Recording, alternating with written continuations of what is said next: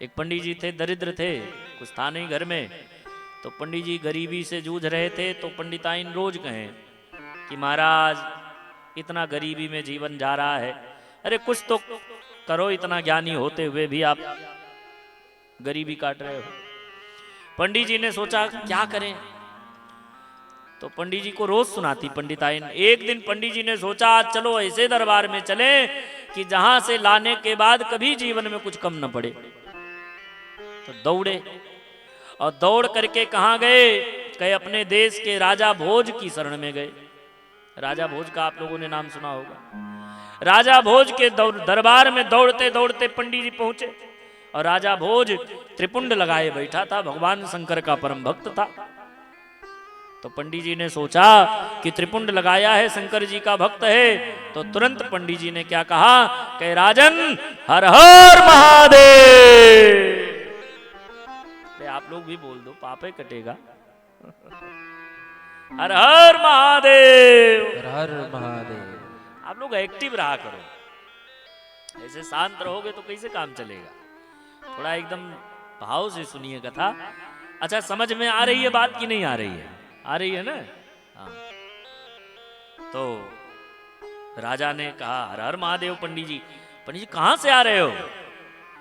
पंडित जी ने कहा कैलाश पर्वत से आ रहे हैं। राजा कहा कैलाश पर्वत से? कहे हाँ महाराज। तो राजा ने कहा वहां तो हमारे आराध्य देव भगवान शंकर रहते हैं। पंडित जी ने कहा बस करो, हमारे पटीदार हैं, बगलियम घरा है। अच्छा, शंकर जी आपके पटीदार हैं? कहे हाँ। तो महाराज तब तो आप बड़े दिव्य लोक से आए हैं, तो हमारे शंकर जी कैसे हैं, ठीक ठाक तो हैं? पंडित जी ने कहा मत पूछो ये बात। कहे क्यों, क्या हुआ? अरे कहे क्या बताएं। पंडित जी रोने का नाटक किए और रोते रोते कहे शंकर जी तो मर गए। राजा ने कहा मर गए? हाँ। कैसे मर गए, ऐसा क्या हुआ? शंकर जी तो अमलात्मा विमलात्मा महात्मा अविनाशी चिन्मय चिन्मयातीत कभी ना मरने वाले हैं, तो आप कैसे कह रहे हैं मर गए? अरे पंडित जी ने कहा क्या बताएं। गणेश जी प्रथम पूज्य हो गए संसार में। जहां पूजा शुरू होती है वहीं पंडित जी गणानांतवा गणपति गुंग हवा महे करके उनको बुला लेते हैं।